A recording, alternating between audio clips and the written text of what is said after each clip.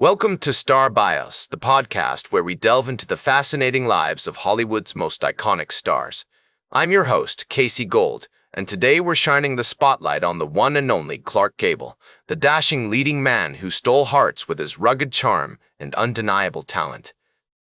From his early days as a struggling actor to his reign as the king of Hollywood, Gable's life was a true rags-to-riches tale that continues to captivate audiences to this day. Born on February 1, 1901, in Cadiz, Ohio, Clark Gable was the fifth of 8 children to William Henry Gable and Adeline Hershelman. His early life was marked by hardship and struggle, with the family often moving from town to town in search of work. I've spoken to historians who describe the small towns of Ohio during this period as tight-knit communities where everyone knew each other's names, and it's fascinating to think that young Clark Gable would have grown up surrounded by the warmth and familiarity of these close-knit neighborhoods.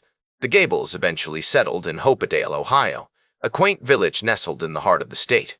It was here that Clark spent most of his childhood, exploring the rolling hills and forests of rural Ohio. His parents, William and Adeline, were both hard-working individuals who instilled in their children a strong sense of discipline and determination. Clark's father, a farmer and oil worker, would often take him on long walks through the countryside, teaching him about the importance of hard work and self-reliance. As Clark entered his teenage years, he began to develop a passion for acting, performing in school plays and community theater productions. He would often sneak into the local Nickelodeon to watch silent films, mesmerized by the likes of Charlie Chaplin and Buster Keaton. In 1917, Clark's father moved the family to Akron, Ohio, where he found work at the Goodrich Tire Company. It was here that Clark attended high school, albeit briefly, before dropping out to pursue a career in acting. He joined a local theater troupe, performing in productions of Shakespeare and melodramas, and began to hone his craft through sheer force of will. I've spoken to actors who worked with Gable during this period, and they described him as a talented young man with a fierce dedication to his craft. From his humble beginnings in rural Ohio to his early days as a struggling actor, Gable's journey was marked by hard work, determination, and a passion for his craft. And it's this foundation that would ultimately propel him to stardom, earning him a place as one of Hollywood's most beloved and enduring stars. As we leave behind the formative years of Clark Gable's life, we find ourselves on the cusp of his remarkable rise to stardom. It was the 1920s, and Hollywood was abuzz with the dawn of the talkies. Clark Gable, with his distinctive voice and charismatic presence, was poised to take the film industry by storm. His early days in Hollywood were marked by small roles and bit parts, but he soon landed a contract with MGM, where he would go on to become one of the studio's most prized stars. Gable's breakthrough role came in 1931 with the film The Easiest Way, followed by a string of successful movies, including Dance, Fools, Dance, and The Finger Points.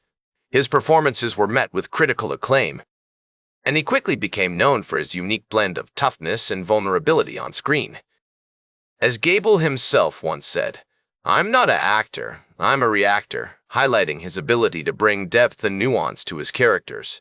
One of the key factors in Gable's success was his pairing with some of Hollywood's most talented leading ladies, including Greta Garbo, Jean Harlow, and Carole Lombard. His on-screen chemistry with these actresses was undeniable, and their collaborations resulted in some of the most iconic films of the era. The 1932 film Red Dust, for example, showcased Gable's sizzling chemistry with Jean Harlow, cementing his status as a leading man. The 1930s were a whirlwind decade for Gable, with hits like It Happened One Night and Mutiny on the Bounty, solidifying his position as one of Hollywood's top stars. His performances were marked by a sense of authenticity and grit, which resonated with audiences during the tumultuous years of the Great Depression. As film critic Pauline Kael once noted, Gable was the kind of actor who could make you believe he was a regular guy, even when he was playing a king or a millionaire. As Gable's star continued to rise, he became known for his off-screen persona as well, with his love of outdoor pursuits like hunting and fishing, earning him a reputation as a rugged individualist. His marriage to actress Carole Lombard in 1939 was a highly publicized event, and the couple's happiness together was evident to all who knew them. With his iconic roles in films like Gone with the Wind still on the horizon, Gable was poised to become an enduring symbol of American cinema. The 1940s were a pivotal decade for Gable, marked by both personal and professional triumphs. One of the most significant events of this period was his iconic role as Rhett Butler in the 1939 film Gone with the Wind. This epic historical romance cemented Gable's status as a Hollywood legend, and his performance as the charming but troubled Rhett Butler remains one of the most memorable in cinema history. During World War II, Gable enlisted in the U.S. Army Air Forces, serving as a gunner on a B-17 bomber crew.